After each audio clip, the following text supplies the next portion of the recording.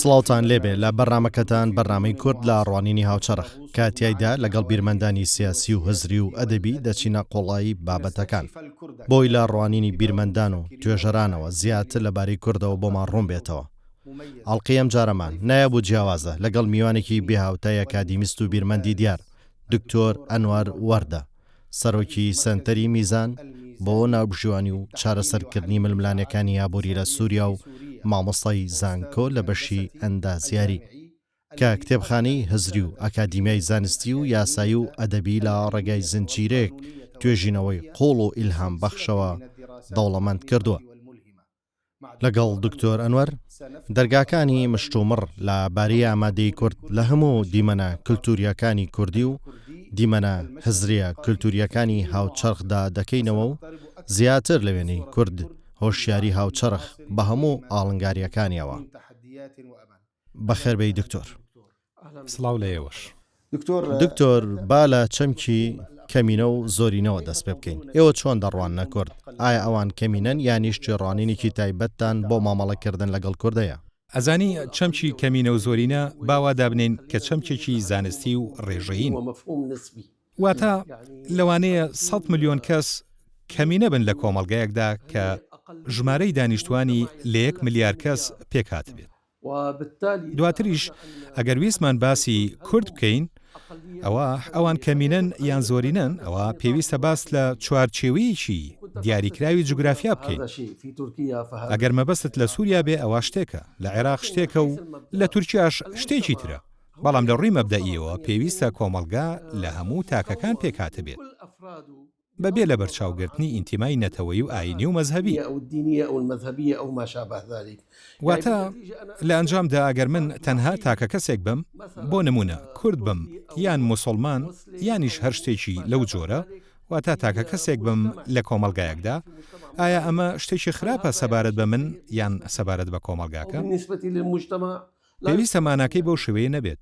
من ئەزانم لە ژاپۆن ئەوترێت ڕێگایەک بە دووری یەکجار یان بە دووریەکی یەکجار زۆر و درێژایی 10 کیلۆمەتر نەوت ڕێژ کراوە تەنها بۆ خزمەتی تاکە ماڵێک یانیش تەنها خێزانێک.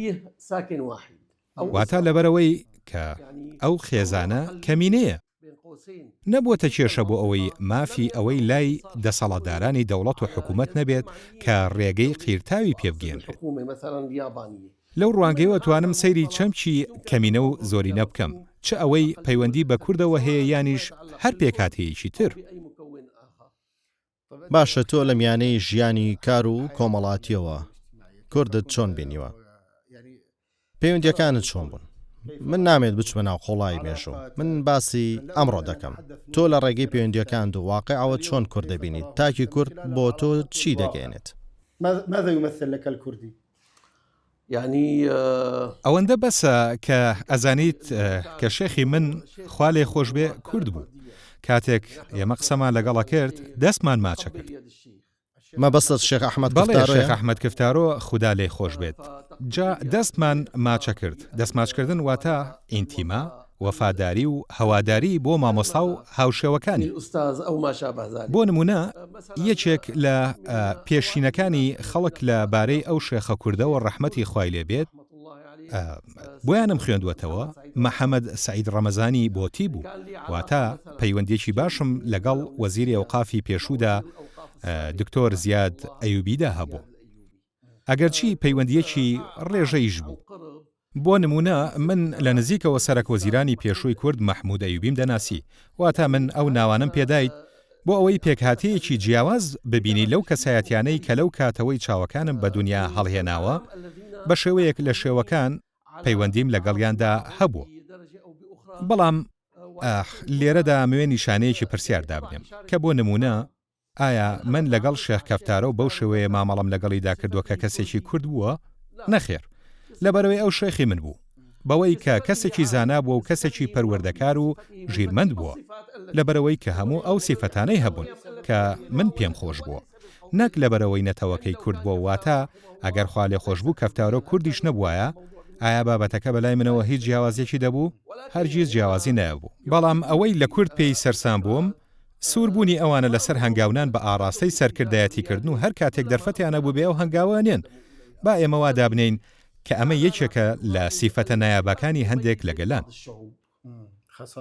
باشە لە سای ئەو ناوانەی ئێستا من لە تۆ گوێبیستی بووم ئەگەر ئێستا لێت بپرسم کەی هەست بەوە دەکەین کە لایەنێکەیە خاوەنی ناسنامەیەکی سەرەتاییە و هەست بەوە ناکات کە لە کەسانی دیکە دابراوە چ کورد بێت یانی شارە بۆچی هەندێک ململانەی دەبینین کە تیایدا نەتەوە پەرستێکی زۆر لە لایەنێکەوە بەدی دەکەین لەسەر حیسابی هەوڵەکان بۆ سڕینەوەی نەتەوەیەکی دیکە بۆچی دەگەڕێنەوە بۆ ناسنامەیەکی سەرەتایی تونڕەو جەنابەت یعنی پرسیارێکی گرنگت خستە ڕوو بەڵام دوو لەق لە خۆوە گرێت لەقی یەکەمەوەیە خوپێوەگرتن بە ناسنامە من پێم وایە کە خوپێوەگرتن بە ناسنامە شتێکی زانرا و پاساودارە بە تایبەت کاتێ مرۆڤ هەست بەوەکە کە لە ژینگەیەکدا ژیت واتە ڕێگەم بدە بە وشەی سیر بەکار بهێنم بۆ ئەمە ئێستا ئەگەڕێینەوە بۆ ڕوونکردنەوەی ئەم خاڵە بە وردەکاری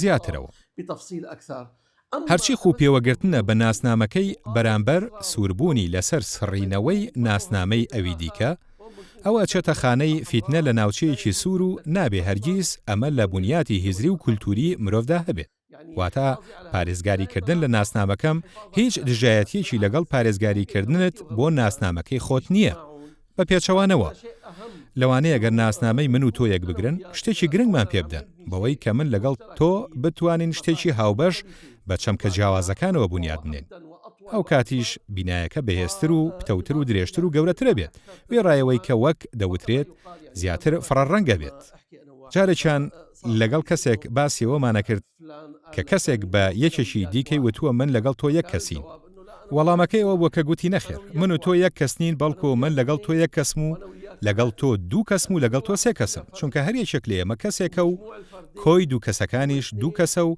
کۆی هەوڵەکانی من و تۆش پێویستە بەهایەکی زیادە بخاتە سەر ئەمەش کەسایەتیەکە هاوتای سێ کەسە بێت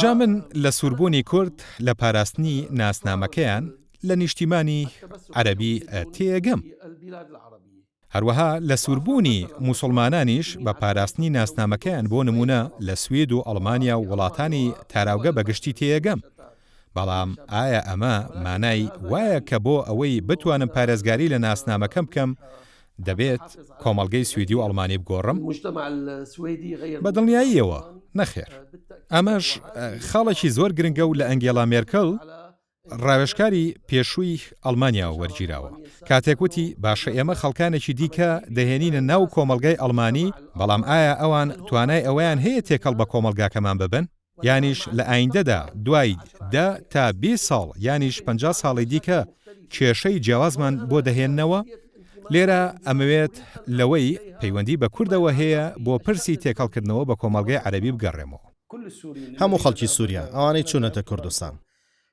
خۆم چوومەتەوە و بینی و من کە هیچ کەسێک هەراسانیان ناکات و هیچ کاتێکیش حکومەتی هەرێمی کوردستان گلەیەوەی نەکردەوە کە پەنابەرێکی زۆر بوونەتە بارگرانی لەسەر شانی ئەوان ناتوان مافەکانیان دابین بکەن بەڵکو هەلی کاریشی پێداون من خۆم بینیومە هەر بۆ زانیاری جەنابەت تەنانەت هەڵەبجە بە زمانی کوردی واتە حەلەبی بچووک واتە خوشی حەلەب لەسەر بنەمای برایەتی ئەو ناوە لە هەڵەبجە ناوە چونکە زۆرێک لە بازرگانانی کورد لە حەلەب نیشتەجێ بوون هەروەها ڕەسەناتی هەندێک لە خانەوادە کوردەکان تا ئەساش لە حەلەب هەرماون جا من جەخت لە قسەکانت دەکەمەوە کە گوتت ڕاستە هەندێک حاڵەتی ئیستثنایی هەن بەڵام من وەک پیشی ڕاگەاندن و بەرنامەی کورد لە ڕوانینی هاوچەرخ مەبەستمانە دەنگی کەسانی ژیرمەند بگێنین کە ئەوان گشتاندنیە وێنێ ڕەت دەکەن و ناکرێت بەو شێوە بگشتێنرێت گویا ئەمە وێنێ ڕاستەقینەکەیە بەڵکو پێویستە لەسەرمان دژایەتی بکەین و خۆشت ئاماژەت پێدا کاتێک چاکە دەبینین بە چاکە وەڵام دەدرێتەوە ڕاستیەکەش ئەوەیە کە ناکرێت نەزانین بە نەزانین وەڵام بدرێت چونکە لە کۆتاییدا ئێمە ئەوە دەگشتێنین هەر بۆیەش ڕاوێژ بەڕای جەنابەت دەکەین باشە لێرە ببوورە بەڵام من ئەمەوێت باسی پاشینەی ئەو بیرۆکە جوانە بکەم کە باست کرد سیاسەتی هەرێمی کوردستانی عێراق لەگەڵ پەنابەران بە تایبەتیش پەنابەرانی سووری ئەمڕۆ ئەگەر بتەوێت دەنجی ژیرمەندان لەبارەی هەرێمی کوردستان بگەێنیت ئەوە ژیرمەندان ئەویان سەلماندووە کە ئەو دەنگە گەێنراوە و کاری پێیەکرێت واتە ئەمڕۆ ئیدارەی دەسەڵاتدار لە هەرێمی کوردستانی عێراق ئایا هەر ئەوە نییە بە پلەی یەکەم لە پشت پێشوازیکردنە لە پەنابەران و وەبەرهێنان و پیاوانی کار و کارامەیی پیشەیی و زانستیەکان و هەموو ئەوانی دیکە؟ باشە ئەم قسانە نەکەم قسانە بەڵکو هەر ئەو ڕەفتارە ئەوە نییە کە ژیرمەندان باسیەکەن و خەڵکانێک عەقڵیان بەر لە دڵیانەکەنەوە و یانیش دڵیان بەر لە عەقڵیانەکەنەوە بۆ پێشکەشکردنی ئەوانی دیکە کە پەنایان بۆوە بن. باشە ئێستا کە من ئەو سووریانەی وەک پەنابەر چوونەتە کوردستان بەوە وەسف بکەم کە چاکە لەگەڵیاندا کراوە، ئایا ئەمە هیچ زیانێکی بۆ کەسی سووری یان کوردستانی تێدایە؟ نەخێر، هیچ زیانێکی پێ ناگەێنێ، بەڵکو وەسفکردنێکە بۆ ئەوەی کە دنیا تەواوکاریە و وەسفکردنێکی لۆژیکیانە واقعیشە. باشە گەر بمانێت باسی شتێکم بۆ بکەیت لە مامەڵەکردنەکانت لەگەڵ کورد کە ئێستاوان تۆ دەبینن. کوردوانی بە زمانی عەرەبیش قسە دەکەن بۆ ئەوەی لەگەڵت وردبم. چی لە خەیاڵتدا هەیە بۆ ئەمە؟ تۆ گوتت کە مامۆستاکەت کورد بوو. ئایا هیچ شتێکی وا ڕووی داوە کە شێخ ئەحمەد کفتارۆ موفتی پێشووی کۆماری سووریا باسی کورد بۆ تۆ بکات؟ نەخێر، ئەوەی ڕاستی بێت هیچ کات ئەو باسی نەتەوەکانی نەدەکرد. بە پێچەوانەوە هەمیشە گوتارەکەی وابوو ئەگەر فەرموودەی مانادار و زانێنخوازی نەبووایە هەر نەشمانەزانی کە شێخ کەسێکی کووردە یان غەیرە کووردە. لە دیمەشق وا سەیری خەڵکی دەوروبەرمانە کرد کە لە ئێمە و لەوانین. بەڵام بەم دواییانە چیرۆکەکان ڕەهەندێکی دیکەی جیاوازیان وەرگرت. یعنی من ئەمە خەمە ئەستۆی ینی با تۆزێ ڕاشکاوانە بم لەم بابەتەدا بە پلەی یەکەم ئەم بەرپرسیارەتە ئەخەمە ئەستۆی فراوانخوازی شیعەکان. تەنانەت ئەو بەرپرسیارەتیە زیاتر لەو عەلەویانەی پێشتر لە دەسەڵاتیش بوون دەخەمە ئەستۆی شیعە. پێکاتێ عەلەویەکان فراوانخوازی شیعەیان وەک ئامڕازێک بەکارهێنا و خراپترین وەبەرهێنانیان تێدا کرد. بەڵام ئێمە بەو زمانە قسە ناکەین و ناشزانین فڵان کەس کێیە. نازانم فڵان کەس پیاوێکی باشە، زۆر شتی فێر کردووم. ئەگەر فێری ڕەوشت بەرزی و ئەخلاقی کردبم ئەوە لە ڕێگەی قوتابخانەکەیەوە بووە. بەڵام ئایا تەنها قوتابخانەی ئەو هەبوو کە لێی فێر بم؟ نەخێر، بۆ نمونە قوتابخانەی مەیدان، شاغوڵ و قوتابخانەی جیاواز لە دیمەشق هەبوون. بەڵام من وەک خۆم لە قوتابخانەی ئەو پیاوە بووم، خوددا لێی خۆش بێت و ئەو فەزڵێکی گەورەی بەسەر منەوە هەیە. وێڕای ئەوەی ئێستا من دوای خوێندنەکەم و تەواوکردنی ڕۆشنبیریەکەم بە شەفافانە و ڕاشکاوانە قسە ئەەکەم. ئەو ڕێچکەی لە ژیانمدا لەسەری ڕۆیشتم وای لێکردم دەست بە پرسیارکردن بکەم و تێبینیم هەبێت و بڵێم ئەو ماف و ئەرکی خۆی هەیە و هەندێک شت هەیە هەوڵی ڕاستی بۆ دراوە و هەندێکیش هەوڵی هەڵەی بۆ دراوە. بەڵام لە بنەڕەتدا ئەو خاوەنی فەزڵێکی گەورەیە لەسەر پێگەیاندنم بەو شێوەیەی ئێستا هەم. دەمەوێت ئاماژە بە کارەکەم بدەم، واتە من هیچ کات حەز ناکەم قسە لەسەر سەروەت و سامان بکەم، چونکە بەلای منەوە ئەوە ئامرازێکە بۆ دابینکردنی پێداویستەکان و هیچی تر. بەڵام تا ئەو کاتەی ئێمە باسی کورد دەکەین ئەوە من یەکەم سامانی بەڕێژنەی من کە خوددا پێیداوم لە گەڕەکی کوردەکان دەسم کەوتووە. واتە من یەکەم گرێبەستەکەم لە ئەندازیاری کە پرۆژەی بازرگانیکردنی خانوبەرە بوو لە ئەندازیاری لە گەڕەکی کوردەکان بووە. هەروەها یەکەم ملیۆنیش کە بە چاوەکانم بینیم هەر لە گەڕەکە کوردیەکان بووە و واتە من فەزڵی خودداش لەبیر ناکەم، بەڵام ئەم ڕزقەش لەبیر ناکەم کە خوای گەورە لەو گەڕەکە پێیداوە. پرسیار ئەو فەزایە چییە کە بە گونجاوترین دەزانیت بۆ مامەڵەی نێوان کورد و عەرەب و تەواوی پێکاتەکان؟ چ فەزایەک بۆ ئەمە پێشنیاز دەکەیت؟ ئەوەی ڕاستی بێت من پێشنیازی سووربوون لەسەر دەوڵەتی یاسا و هاوڵاتی بوونەکەم کە بخرێتە پێش هەر شتێکی دیکەوە. یاسا و هاوڵاتی بوون هەموو خەڵک کۆ کاتەوە. کاتێک یاسا دائەنرێت هەڵبەتە دوای داڕشتنی دەستورە بێت و من باسی هەموو وڵاتەکانەکەم نەک تەنها سووریا. هەر بەڕاستی پێویستە شیرازەی کۆمەلگا بە تەواوی لە بەرچاو بگیرێت. من چیرۆکێکت بۆ جێڕمەوە کە هیچ کات حەز ناکەم بیرم بکەوێتەوە. ڕۆژێکیان گفتوگۆیەکی دوور و درێژ و جددی و ماندووکەر لە نێوان من و بەشار جەعفەری هەبوو.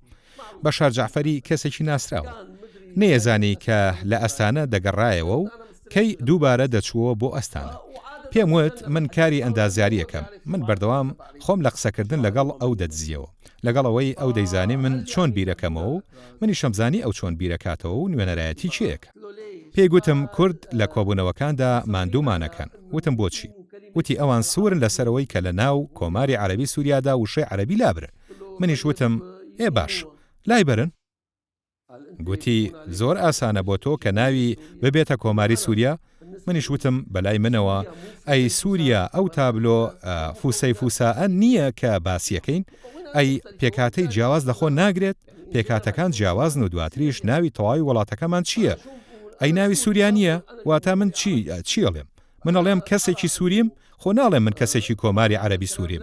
هەڵبەتە زانم ئەو قسانەی من جێگەی ڕەزامەندی زۆرێک لەو کەسانە نین کە خۆیان بە ناسنامە و عەرەبایەتی و نەتەوەی خۆیانەوە گرتووە. بەڵام من پێم وانە ئەم قسانەی من پێچەوانەی عەرەبیەت و شتی لەو شێوەیە بێت. ئەمڕۆ من کاتێک دەڵێم عێراق، ئایا وشەی عێراق مانای ئەوە ناگەێنێت کە عێراق دەوڵەتێکی عەرەبیە؟ یان بڵێم میسر کەس ناڵێت کۆماری عەرەبی یەکگرتو یان نازانم چی؟ هەل لە ڕاستیدا دەستەواژەی کۆماری عەرەبی یەکگرتو چی در بە یەکگرتووی نەماوەتەوە، چونکە یەکگرتوویەکەی پەرتەوازە بوو. کاتی خۆی وابوو، بەڵام ئێستا ناوەکە چییە؟ ناوی کۆماری عەرەبی میسرە. باشە کۆماری میسر چیە گەێنێت؟ ئەی بۆ نمونە میسر پێکاتەی قبتی تێدا نییە؟ خۆ قبتیەکان عەرەب نین. باشە تا ئێستا من سرم سوڕماوە لەوەی کە ئەگەر بۆ نمونە بوترێ سووریای ئەرمەنی، لەگەڵەوەی ئەرمەنیەکان کۆتایان لە ئەنجومەنی گەل و وەزارەتەکان هەیە. باشە یان سووریا و یان ئەرمەنی، من بۆچی ئەڵێم سووریا کۆمانەکاتەوە؟ بەڵام لە ڕاستیدا ئەم پێشنیازەی تۆ زۆر پێشکەوتووە، چونکە ئەو دیدگا گشتی باس و جەمال عەبدولناسر چاندویانە پێچەوانەی قسانن. لای جەمال عەبدولناسر چارەسەر ئەوە بوو کە نەتەوایەتی لە سەرووی خاوەند و پیرۆزیەکانەوەی و ئەو درۆ هەڵچنراوی خستە ڕۆ. بەر لەوەی عەبدولناسرەوە چەمکە بۆ ڕوژێنێت پێشتر ناوی کۆماری سووریا بوو. عەبدولناسر بوو کە ئەو دەستەواژەی چەسپاند. دواتر باسیەکان بە سیاسەتەکانی ئەو چەمکان قوڵتر و قوڵتر کردەوە. ئەو دەیگوت ئۆما عەرەبیە واحیدە، بەڵام لە ڕاستیدا ئەو عەرەبی پارچە پارچە کرد. ئێمە باسی کەسەکان ناکەین، واتە ئەگەر بمانەوێ باسی عەبدولناسر بکەین ئەوە باسی 60 بۆ 70 ساڵ بەر لە ئێستاکەین، کاتێ باسی بەعسەکەین ئەوە باسی بەر لە 60-70 ساڵ بۆ ئێستاکەین و ئێستاش پرۆژەکانی بەعس و عەبدولناسر ڕووخاون. عەبدولناسر پێشنیازی عەرەبیەت و یەکگرتووی کرد. ڕێگەم بدە پێت بڵێم، من ناڵێم ئەو یاری بە هەستی خەڵک کردووە، بەڵکو ئەو بە شێوەیەکی زۆر گەورە لەگەڵ هەست دواوە کە لە ڕاستیدا ئەوان بانگەشیان بۆ یەکگرتووی عەرەبیە کرد لە ئۆقیانوسەوە تا کەنداو، لەگەڵ ئەوەی کە نە جوگرافیا و نە پێگەی ناوچەکەش بۆ ئەم بابەتە هاوکار بووە. بەڵام ئێمە کەوتینە لۆژیکێکی جیاواز. ئێبرام بۆچی ئێمە لە ئەوروپاوە فێر نابین؟ واتە لەبەری ئەوەی تۆ بیر لە کیشوەری یەکگرتووی ئەوروپا بکەیتەوە یانیش دەوڵەتی ئەوروپا، ئەوان یەکێتی ئەوروپایان دامەزراوە و دراوێکی هاوبەشیانەوێ و هەر یەکێکیشیان لە وڵاتانە سەرۆکێکی خۆی هەیە. بۆ نمونە ئێستا چ پێوی سەکات سەرۆکی فەڕەنسا دەسوەردان لە کاروباری ئەڵمانیادا بکەن، یان ڕاوێژکاری ئەڵمانیا بۆچی دەست بخاتە کاروباری ئیسپانیا؟ هەرێکێکیان سربەخۆیی خۆی هەیە، بەڵام شتێک هەیە کۆیان نەکاتەوە، ئەویش پاڵپشتی یۆرۆ و ئابووری و هاوکاریکردنی یەکتر وەک ئەوەی لە یۆنان ڕوویدا کاتێک ڕوبەڕووی دۆخێکی خراپی ئابووری بوویەوە. واتە دواتر وەک پێشتر جەنابەت باسی بەرژەوەندی هاوبەشت کرد کە باشترین نمونەیە بۆ پەیوەندی، ئەوی شەوەیە کاتێک بڵێیت تۆ قازانج بکە و منش قازانجەکەم، واتە وەک زۆربەی برایان ئەزانن کە یانیش بە هەردووکمان بەیەکەوە زەرەر بکەین. بەڵام پەیوەندی عەرەبی هیچ عەقڵیەتێکی تێدا نییە. پەیوەندی لەژێر سەفرەوەیە، واتە تەنها وا دانێن کە کاروبارەکان بەڕێوە چن، لەوانەیە تۆ تەنها لەو پەیوەندیە دەستکەوتە سەرێکیەکانی شت لەدەست بدەیت. باشە بەوەی ڕازی نابین کە هەردووکمان زەرەر بکەین، هەروەها بۆش ڕازی نابین یەکێکمان زەرەر بکە و ئەوی دیکەشمان قازانج بکات، چونکە باڵانسی تێدانیە و قبول ناکرێت. بەوە هەستەکەم کەستەم لێکراوە.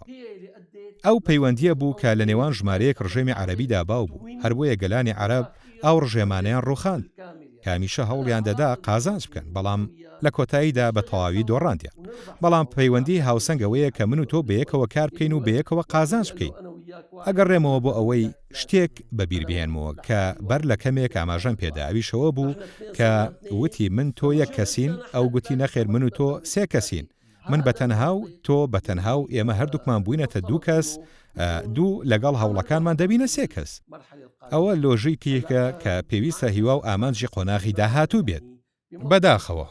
بەداخەوە ئێمە لە ناوچەکەمان واتە ناوچەی عەرەبی بەو عەقڵێتە چەسپاوەمان نەک بنیادنەری سەر لە نوێدا ڕێژرا و ئەو وتەیەمان بەسەردا جێبەجێ بێت کە تا ڕادەیەکی زۆر ڕاستی کردووە و دەڵێت یەک عەرەب بەقەدەر 10 کەسی ئەوروپی کارەکات و 10 ئەوروپیش بەقەدەر 100 کەسی عەرەب کارەکەن.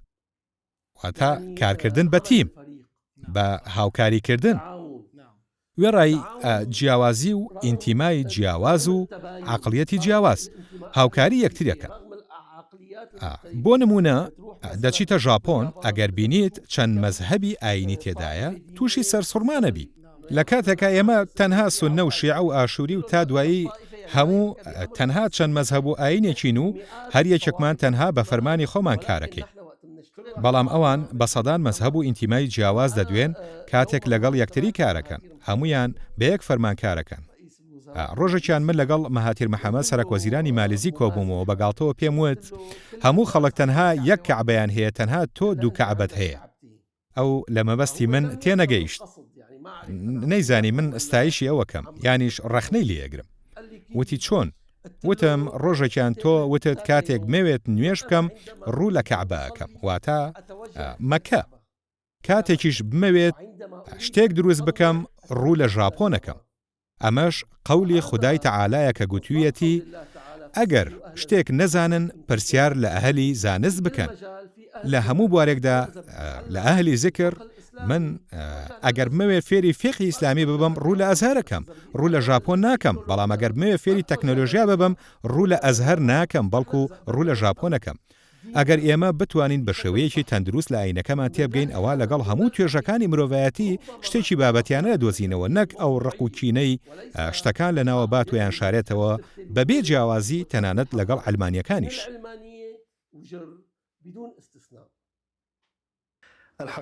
لە ڕاستیدا دکتۆر من چێژم لەو قسانە وەرگرت و هیوادارم لە کۆتایە ماڵقەیەدا پەیامێکت بۆ کورد هەبێت کە کرۆکی ئەم کەناڵە پێک دێنن.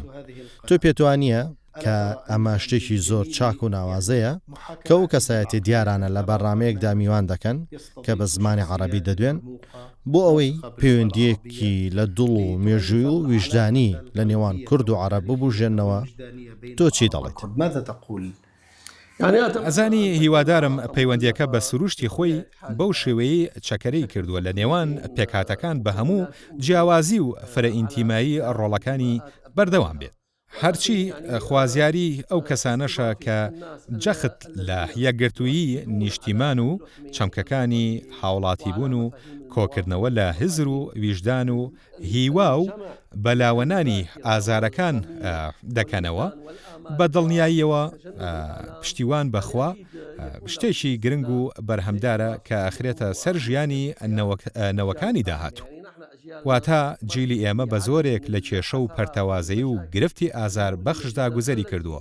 هیواداری نەوەکانی داهاتوو ئەو مەینەتیانە تێپەڕێن بۆ ئەوەی بتوانن بە ئاسوودەیی خۆیان بنیاد بنێنەوە پشتیوان بە خوداژیانێکی شایستە بژیت. زۆر سپاس بۆ تۆ. لە کۆتایی ئەمەڵقەیەدا هیچم نەماوە، تەنها ئەوە نەبێت کە زۆر سپاسی دکتۆر ئەنوەر وەردە بکەم بۆ ئەو ڕۆحیەتە جوڵاوی و ئەو زانیاری و کارلەکانە و ئەو لە ڕاستیدا کەسایەتیەکی یاسایی و بیرمەند و ئەدیب و لە دیمەشق بە تواناکانی ناسراوە و چەندین توێژینەوەی بڵاوبوونەتەوە کە خوێندنەوەی ناوازیان بۆ واقع کردەوە وەک لە هەندێک لە هەڵوێستەکانیدا جەختی کردوێتەوە.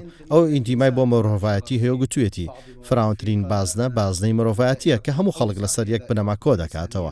ئەویش ئەوەیە کە هیچ کەسێک لە کەسێکی دیکە باڵاتر نییە، تەنانەت لە ڕێگەی تەقوایەکەوە نەبێت کە لەسەر بنەمای ڕێزگرتن لە تایبەتمەندیەکانی خەڵک و یەکگرتووی خوێن بنیاد نراوە. لە هەفپەیڤینێکی دیکەی کورد لە ڕوانینی هاوچەرخدا بێکشا دەبینەوە بەخواتان دەسپێرین و سڵاو و ڕەحمەتی خواتان لەبێت.